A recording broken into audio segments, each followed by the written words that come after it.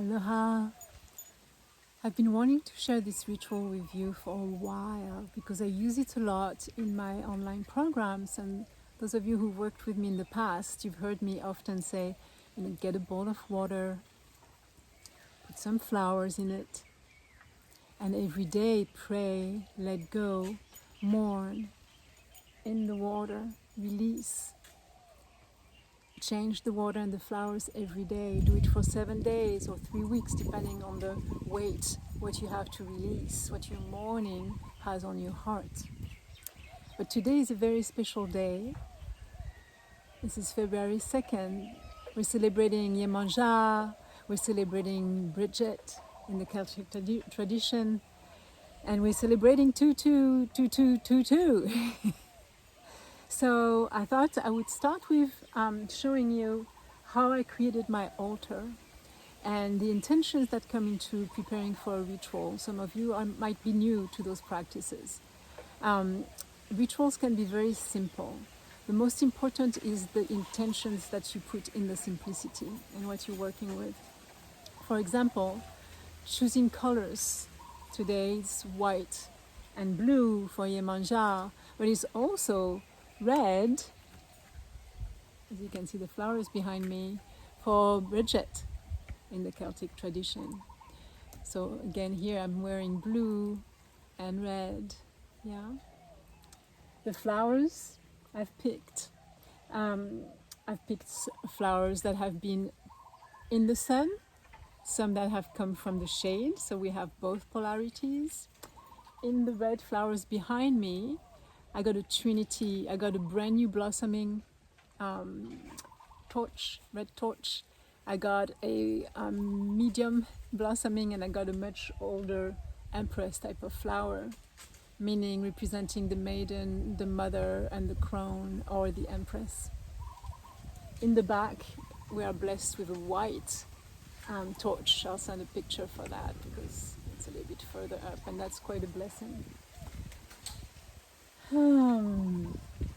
So the intention, when you're picking flowers, when you're choosing the water, and I recommend you choose filtered water, not tap water full of chlorine or whatever chemical.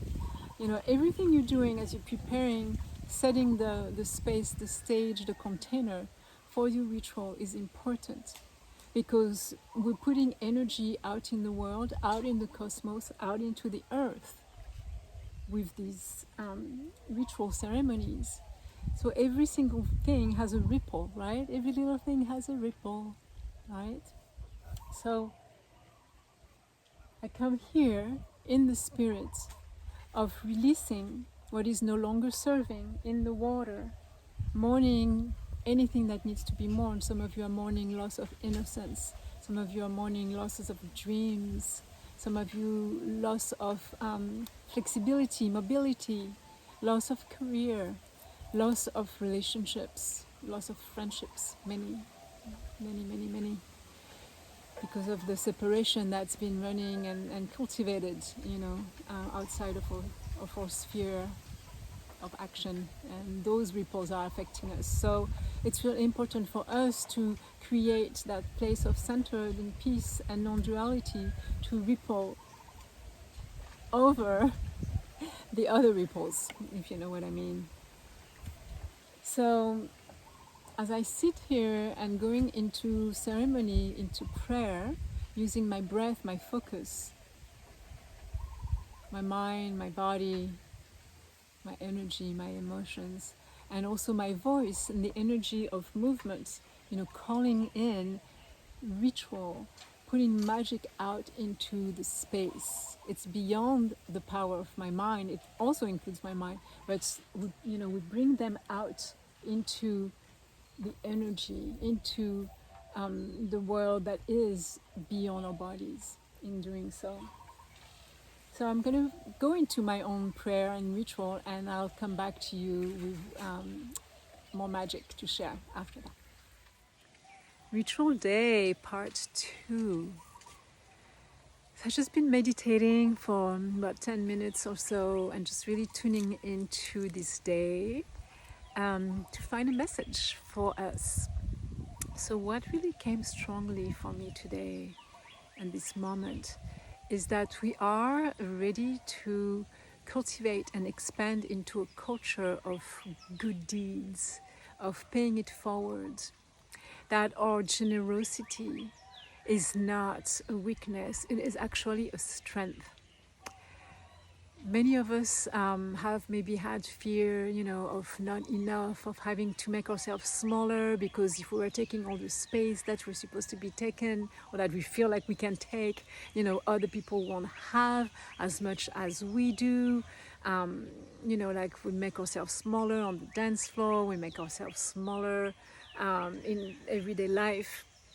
And I want to invite us to really trust that there is plenty space for all of us to be in our brilliance, in our generosity, in our strength, in our beauty, in our bigness.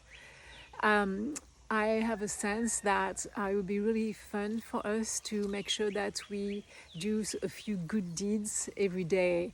A good deed for ourselves, and a good deed for the animal kingdom, a good deed for Mother Earth, and a good deed for our neighbors or our community. Can you imagine that?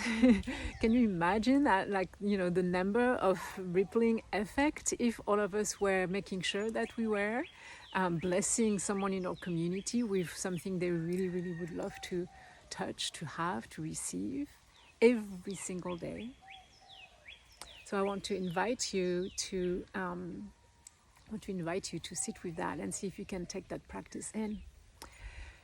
And then the other thing was about releasing in the water. So I'm going to bring you to, this beautiful bowl of water here, and releasing in the water